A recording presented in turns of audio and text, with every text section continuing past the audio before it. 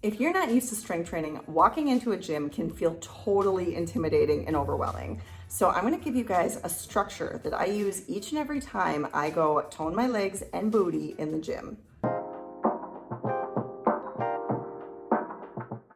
I'm Carly. For anybody who's new here, I like to make videos on whole food plant-based weight loss, and I typically publish on Mondays and Thursdays. So here's the general routine you want to stick to every time you are working your lower body. You want to start with whatever exercises are going to be utilizing the most muscle groups, and then you're going to work down from there. So you want to start with things like squats or deadlifts, things that are going to work your larger muscle groups like your quads, your booty, and your hamstrings all at the same time. So after you have that in place, all you have to keep in mind is doing 2 to 3 exercises on each of the lower body muscle groups. So making sure to hit your glutes, your quads, and your hamstrings. And if you have extra time, certainly work your calves in there. So for those of you who have seen my videos, you know exactly how important exercise is to me. It's my antidepressant, my happy place, my outlet. It's my sanity. But on top of that, it's so many other things like facilitating weight loss and weight maintenance. That is what I'm going to focus on today. So I was a strength training instructor for 3 years, and during that time, I was able to learn everything I could about proper form and the different muscle groups and the different exercises that you can utilize to get the particular outcomes that you're looking for, the results that you're hoping to achieve. So toning and strengthening and endurance, all those things are going to be included in this structure I'm going to show you guys today. It's always a good idea to start your strength training workouts with a little bit of cardio just to warm up those larger muscle groups. 5 to 10 minutes is really all you need just to get your muscles working and let them know that there's a workout coming up ahead. I tend to start my lower body strength training workouts with some kind of stair stepper exercise. I just find that it really triggers those quadriceps and your hammies and your glutes in such a way that you can jump right on the leg press afterwards and you don't have any issues. You're all set, all ready to go. As a personal preference, I tend to gravitate towards the quadricep strength training exercises first. I just find that those are the hardest for me, so I like to get them done right away. So I have no excuses. I make sure I don't miss anything. It's a way to ensure that I'm working those deep muscle groups hardest right from the start. Starting with some kind of squat exercise always seems to be my go-to. Again, this may just be personal preference, but I find that working all these larger muscle groups right off the bat is something that is really beneficial throughout your workout. So right now I'm using the leg press, but some other options would be sumo squats, over the head squat, front squat, barbell squat. There are many different variations. It's just important to switch up your routine each time you go to the gym so you're always working your muscles in a slightly different way than you had worked them previously to constantly be getting the most benefits out of your effort. I'm obviously not going to show you every single rep I did because that would be obnoxiously boring. But just so you are aware, I have a tendency to do 16 reps of each exercise 3 times a piece. So you're gonna take maybe a 1-minute break in between each 16 consecutive repetitions. There's no right or wrong amount of repetitions that you can do with a given exercise. I just have a tendency to do 8 counts up, 8 counts down because it's what I was taught as an instructor. It's just ingrained in my brain, to be honest. And I find that that's the typical number that I start to get muscle fatigue. And you really want to reach that point where you can no longer do even 1 more repetition. Whether you're more interested in strength training for gaining strength or endurance, plays a big role in how many repetitions and how heavy your weights are. So the heavier your weights, the lower your repetitions tend to be, and that's more of a strength building component, as with having a lower amount of weights with a higher amount of repetitions, you're more so working on your endurance. So just something to keep in mind. So the exercise I'm doing right here is called a deadlift, and the super cool piece of equipment I'm using is called a hex bar. You might not find these in a lot of gyms, but thankfully mine has a couple. So I'm not using any weight with this thing because it's actually like 45 pounds. It's a lot heavier than it looks. I usually fatigue my muscles pretty quickly just by using the bar alone. But if you do want to add some weights, try not to add too much because you can really start to damage your back if you're not using this properly. You can also use a regular barbell, but I find it really difficult to get the bar over my knees and back up my body without hurting my back because I bend over so far. So the hex bar just really takes care of all that. For my third quadricep exercise today, I'll be doing an assisted squat. So this one's kind of interesting. You really want to put your feet really far forward as much as you feel comfortable. So you're working a total different area of your quadricep as you slide up and down with the machine.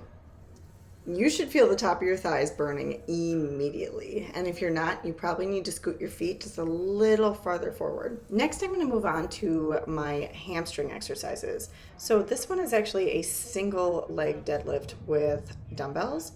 You can use various types of weights for this, but the balance component is what's so important here because you're forcing all your stabilizing muscles to keep you upright while you're moving yourself up and down with the counterbalance of the weights.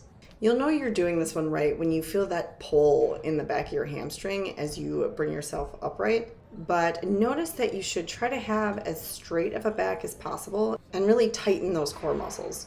And don't forget to do the same amount of reps on each leg. I use 20-pound dumbbells for this exercise, but I've been doing this for many years, so feel free to start with something more comfortable like 10s or 15s. My second hamstring exercise is going to be these lying leg curls, and these are awesome. It's definitely one of my favorites when I go to the gym.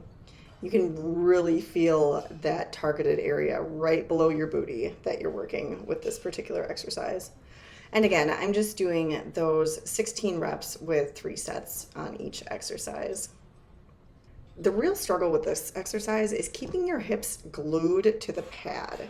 So you can see here, I'm lifting up slightly, but a lot of people tend to really utilize your back and your hip muscles as opposed to those lower hamstrings.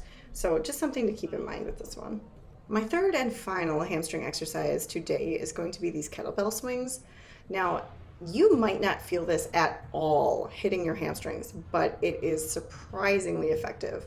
One of my old PTs actually taught me this one when I was rehabilitating my hamstring because I was working my quads so hard that I wasn't counterbalancing those muscles with my hamstring exercises sufficiently enough. So this is definitely one I recommend if you haven't tried it. The key is to thrust with your hips as much as possible and keep your arms nice and straight. It looks like you're working your arms and your back, but you're really not. You're just holding on with really straight, firm arms and working those hamstrings. All right, finally moving on to glutes. So this is actually the hamstring curl machine, but I like to sink down in it and use it as more of a pelvic thrust booty exercise. So you want to make sure you angle your feet kind of outward and keep your heels as close to your booty as you can. The more you walk your feet outward, away from your body, the more you're working your hamstrings as opposed to your glutes. There are several different variations of this one. You can do it with a medicine ball or even a barbell across your pelvic area, but you have to be careful because it's really painful if you have too heavy of a weight using a barbell. This one is by far my favorite booty exercise because it is effective. You can feel it immediately. For this one, I tend to do the usual 16 reps for each set, but then I'll do these little pulses for the same amount of repetitions, and then I'll do a little isolation. So by the time I release this bar, my butt is completely toast. This next booty exercise is actually a lot of fun. These are kickbacks. But it's kind of hard to find gyms that offer these ankle restraints, so you might not be able to use this exercise wherever you're at. It's really tempting to want to use the momentum that you get going when you're swinging your leg back and forth like this, but you want to try your best to keep it nice and controlled throughout the entire movement. I usually end my workout with some floor work, so this is going to be my third and final booty exercise. They're called fire hydrants. I'm sure you've heard of them. They're very old school and very effective. They might not look hard, but they are great for getting that definition in your side booty. I just do the same 16 reps on each side 3 times a piece. This one's particularly awesome because you're even working that stabilizing leg. So you should feel a burn by the end of your first set.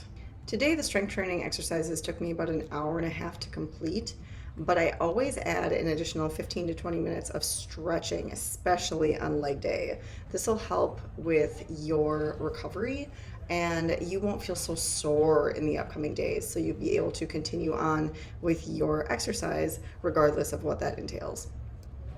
Stretching is so underrated. If you just take some time after each and every workout to start stretching the muscles that you worked during each workout, you will benefit so much. Research has shown that it actually increases the benefits that you're going to get from that workout. So you're really doing yourself a disservice if you just get up, pack your stuff away, and head out of the gym right when you're finished with your exercises.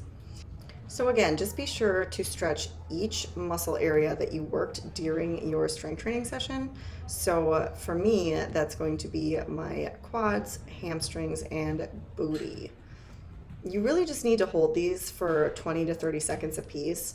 Sometimes I even hold them for a minute just because it feels so good and I know that I'm gonna get so much more out of it if I just chill out and let my body process what's just happened. Last but not least, foam rolling. This is so helpful for recovery. I can barely walk the next day after a lower body workout if I don't use this simple little tube. So again, you want to trigger each major muscle area that you've been working on. So I'll be rolling out my quads, my hamstrings, and my glutes as much as possible. If you guys want a really helpful foam rolling tutorial, I'll link the one I've been using here. This is Jane's YouTube video from Ready Set Marathon, and she is awesome. If you guys are looking to run a marathon anytime soon, she's your girl. If you found value in this structure, make sure you hit that like button. It really helps to support my channel. Strength training is particularly important to me, and for those of you breastfeeding mamas, I'm sure you will understand. When I started breastfeeding, I totally lost my booty and a ton of muscle mass. And for somebody who's been working on those things for the majority of their adult life, it was pretty devastating. So I've been in the gym as much as possible to try to adapt and readjust my body to put on some more of that muscle, particularly my booty. But we haven't got there just yet. It is a real struggle trying to stay fit and raise young children. But there is a solution. You have to put yourself first. Put your oxygen mask on before anybody else's. You have to make sure you are waking up and enjoying yourself and taking care of yourself properly in order to take care of others. So by putting yourself first and utilizing this strength training structure that I'm providing in this video, you guys should have no problem facilitating and maintaining your weight loss. And an important piece of this equation is making sure you find a gym with a daycare.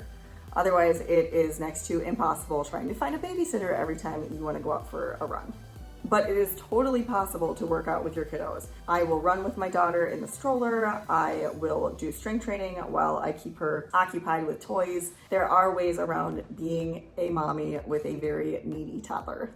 So there is hope. For all of you still breastfeeding or still lacking that muscle that you lost in the process, just know that it will return as long as you're consistent. As long as I've been able to stick to my 2-day per week schedule at the gym or at home with my free weights, I've been able to slowly, steadily rebuild that muscle I lost. It's only a matter of time before my body gets back to normal. All right, guys, thanks for hanging out. I hope you enjoyed this workout, and I will certainly post some more of these in the future.